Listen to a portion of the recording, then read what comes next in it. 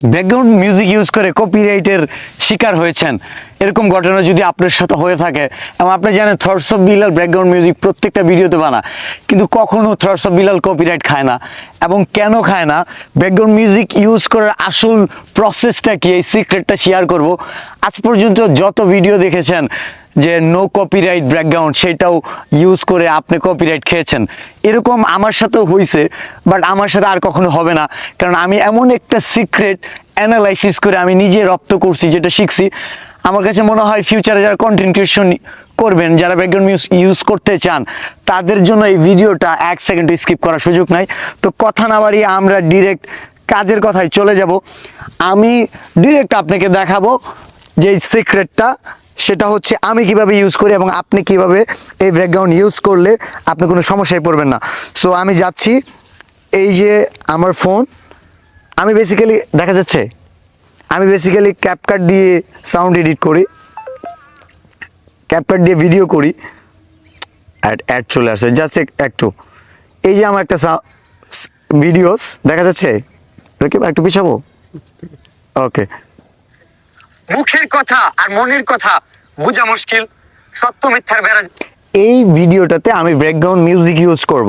So background music use করার জন্য আমি ইউটিউব থেকেই করব, আমি নো কপিরাইট সার্চও করবো না। আপনাদের সময় বাঁচানোর জন্য আমি ডিরেক্ট একটা ব্যাকগ্রাউন্ড মিউজিক সিলেক্ট করে রেখেছি। ব্যাকগ্রাউন্ড মিউজিক হচ্ছে এইটা, আপনাদের অনেক পরিচিত। ওকে, সো আমি এটাকে কি করব, আমি ডাউনলোড করব না, আমি এটাকে যে প্রসেসে ভিডিওটা করব, রেডি করব সাউন্ডটা, সেটা হচ্ছে আমি প্রথমে আমার যে ফোন আছে এই ফোনের মাইক্রোফোনটা অন করব এবং আমি সাউন্ড রেকর্ড করব, স্ক্রিন রেকর্ড যেটাকে বলে। স্ক্রিন রেকর্ড থেকে ভিডিওটা আমি সরাই দিব, যে সাউন্ডটা আমি রাখবো। তো আমি কীভাবে রাখছি দেখাচ্ছি, এই যে দেখেন আমি মাইক্রোফোন কিন্তু অন করে রেখেছি। ওকে, দেখা যাচ্ছে।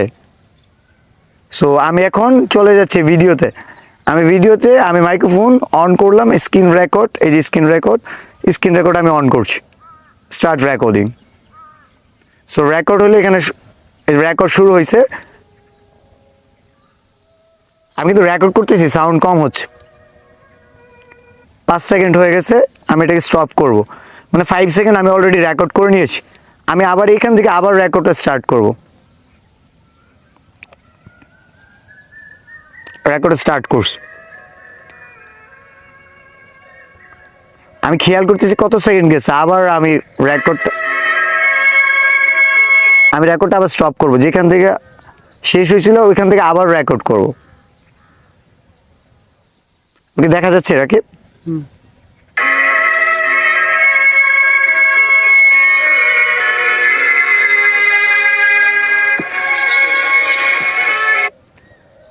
বিষয়টা হচ্ছে যে আমি ঠিক কতটুকু রেকর্ড করলাম।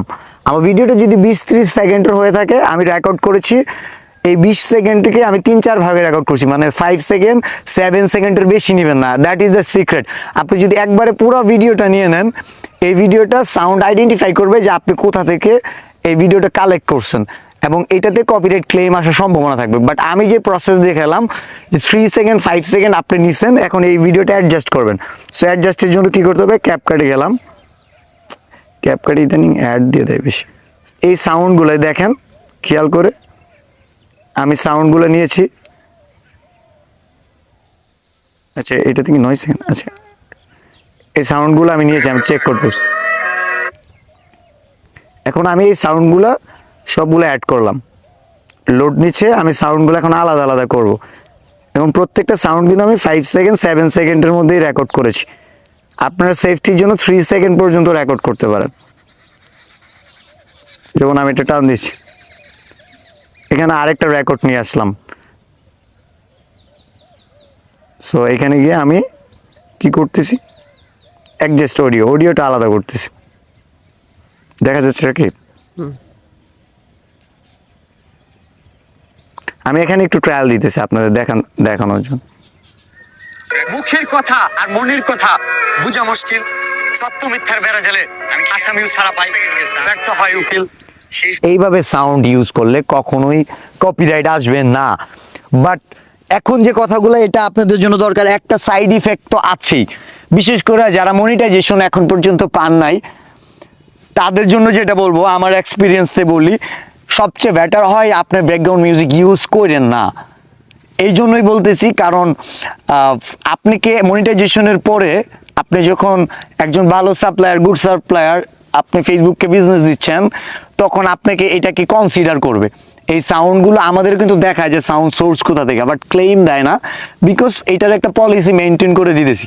আমি কিন্তু 100% কপি করতেছি না, বা আমি যদি ওইটাকে কপিও করি, ওইটা প্রসেসটা হচ্ছে আমি কিন্তু ফুল সাউন্ডটা নিতেছি না, 3 সেকেন্ড 5 সেকেন্ড নিতেছি, ওইটা রেকর্ড সাবমিশনে দেখাচ্ছে কিন্তু। তো আপনি যে জিনিসটা করবেন সেটা হচ্ছে এইভাবে ট্রাই করবেন। যদি কোনোভাবে কপিরাইট ক্লেম আসে, আপনি বড় চ্যালেঞ্জ ফেস করবেন না, জাস্ট ভিডিওটা ডিলিট করলে হবে। আশা করি হবে না। ফেসবুকে অ্যাকচুয়ালি মনিটাইজেশনের আগে আর পরের গল্পটা আলাদা, আমি আগের গল্পটা শেয়ার করি। আমি ব্যাকগ্রাউন্ড মিউজিক হিউজ পরিমাণ ভিডিও দেখছি, আমি এটা সমাধান পাই না, এই যে কোনো সিক্রেটটা শেয়ার করলাম। এই ব্যাকগ্রাউন্ড মিউজিক ইউজ করলে আমার ভুলের কারণে আমি মিউজিক প্রায় 150 ভিডিও মনিটাইজেশনের আগে আমার ডিলিট করা লাগছে। কিন্তু আপনাদের ঠিক লাগবে না, আমি যে প্রসেসটা বললাম আপনি এক্সপেরিমেন্ট করেন। 100% শিওর দিচ্ছি না, তবে 99% শিওর যে আপনাকে এই ধরনের ভিডিও এই প্রসেসে এডিটিং করলে, সাউন্ড রেকর্ড করলে কপিরাইট ক্লেম দেওয়ার সম্ভাবনা একদমই নাই। সো এই সিক্রেটটা শেয়ার করলাম। থটস অফ বিল্লাল আসলে আপনাদের জন্যই অনেক সিক্রেট শেয়ার করবে, যেই সিক্রেট কেউ কখনো শেয়ার করবে কিনা জানি না, জানে কিনা সেটাও জানি না। তো এই ভিডিওটা দেখার পরে যদি আপনি আমাকে সাবস্ক্রাইব করেন, সেটাও কিন্তু জানাবেন।